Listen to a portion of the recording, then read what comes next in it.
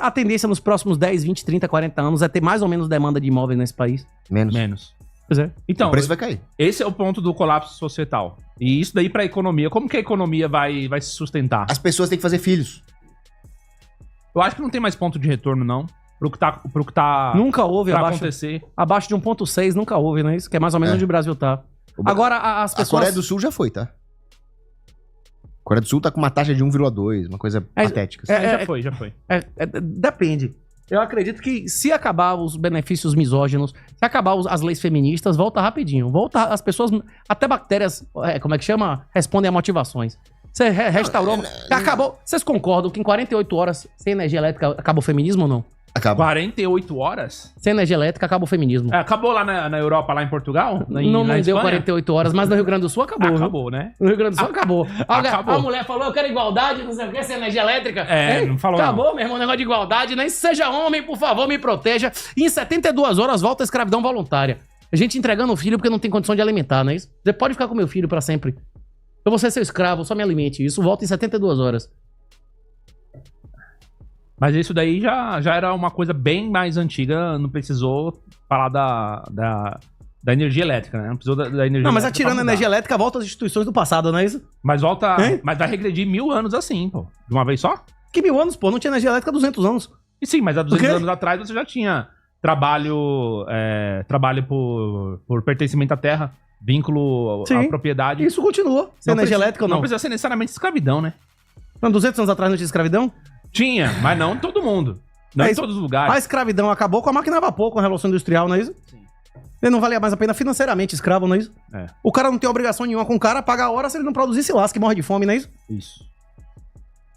A escravidão sempre foi uma reserva de mercado de latifundiário para não concorrer com os pequenos produtores. Tem um vídeo de Olavo excelente sobre isso. Por isso que a Princesa Isabel caiu, porque os malditos dos latifundiários republicanos, liberais, maçônicos queriam manter a reserva de mercado e a Princesa Isabel acabou com a festa deles. Você assistiu aquele The Chosen? Assisti. Tem uma passagem bíblica de Mateus que o centurião pede a Jesus que cure o escravo dele. Você lembra dessa passagem? Inclusive tem um vídeo extraordinário de Olavo, se você quiser pesquisar aí, dele comentando isso. Por que o Jesus não mandou ele libertar o escravo?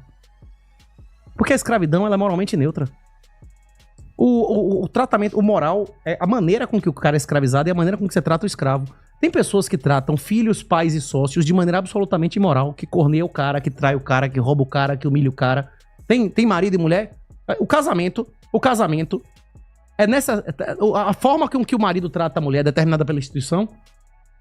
Não, é determinado pelo como você se comporta, não é isso? Isso. Tem maridos que honram as esposas, tem marido que trai a esposa, não é isso? Tem marido que empurra AIDS na esposa, não é isso? Não acontece isso? Tem mulher que faz o cara criar filho dos outros. Tem empregado, tem empregador que destrói a vida do empregado, que assedia ele sexualmente e tal, não é isso? Concordo. Pois é.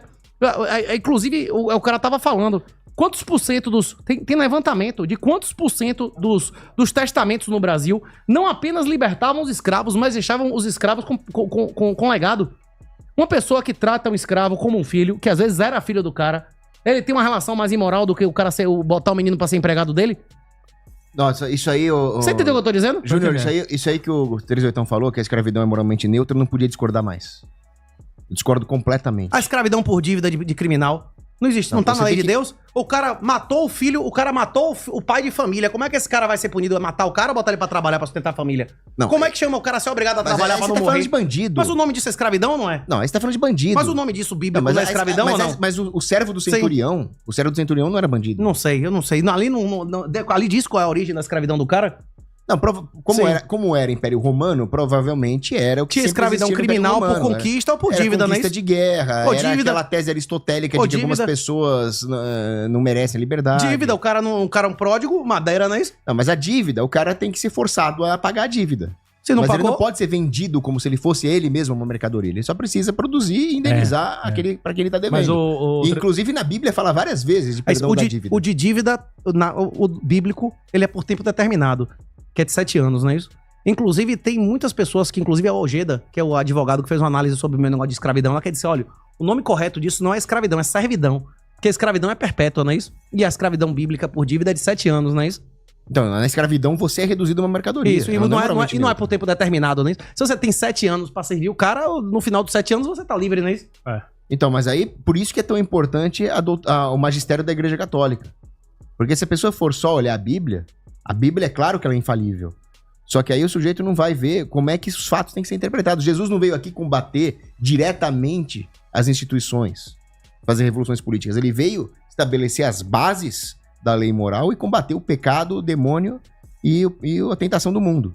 Aí, como consequência disso, nós temos o combate ao socialismo, à escravidão, aos problemas temporais. Por isso que São Gregório de Nissa, ele falava, o homem é a imagem de Deus, você não pode vender a imagem de Deus.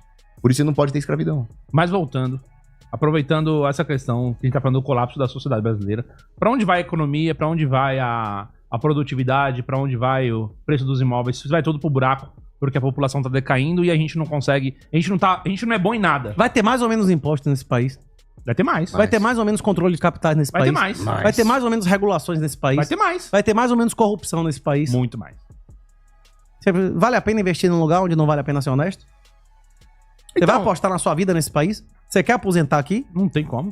Minha mensagem pra você é desinvista, velho. A única oposição não violenta em um estado de exceção, desinvestimento, velho.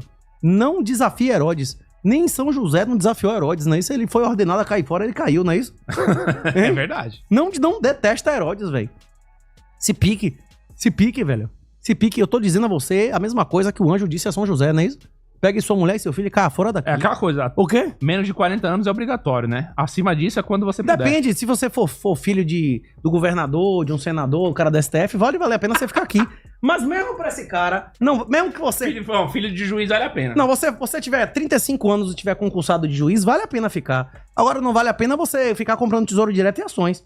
É você pegar seu cargo, seu salário maravilhoso e comprar Bitcoin em autocustódia, não é isso? É isso. Legalmente.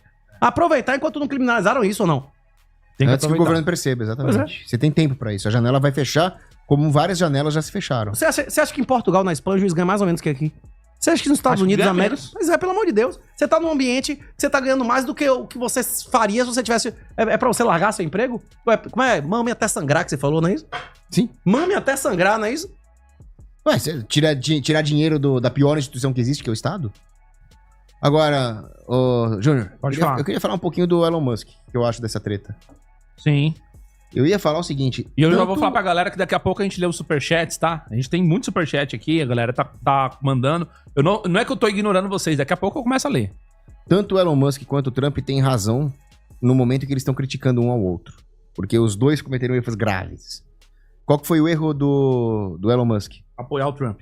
Não, o Elon Musk, ele queria subsídio pro setor elétrico, pro mercado de energia limpa. Ele nunca deixou de ser um woke ambiental. Então ele queria que o Trump continuasse subsidiando o carro elétrico da Tesla. Aliás, todas as empresas cara dele... da área da tecnologia, um verdadeiro... ele é engenheiro, ele é um cara que trabalha com inovação, é óbvio que ele vai querer energia limpa. Mas aí, por que tem que ser subsidiado? Se aquilo tem sustentação econômica... Acho que tem post do Trump pedindo o fim do subsídio, porra. Tem post do Musk, inclusive indicando que os concorrentes dele mamam mais o subsídio do que ele, inclusive. Que isso dá prejuízo pra ele. A postagem qualquer um faz. Não, mas, tipo assim, tem ele pedindo publicamente, inclusive tem demonstração dele que os concorrentes dele, não americanos, se beneficiam mais em market share do que o dele em relação. Porque, inclusive, geralmente, a maioria dos estados e municípios, eles têm cotas pras empresas. Lá nos Estados Unidos, não é X dinheiro pra qualquer carro elétrico. Eles permitem que a maioria das empresas, eles vendam X carros elétricos. E como ele já tem um domínio do mercado, o dele acaba e o cara acaba sendo obrigado a comprar qualquer outra marca, né? É. Só que o problema é que as empresas do Elon Musk sempre se fizeram com subsídio.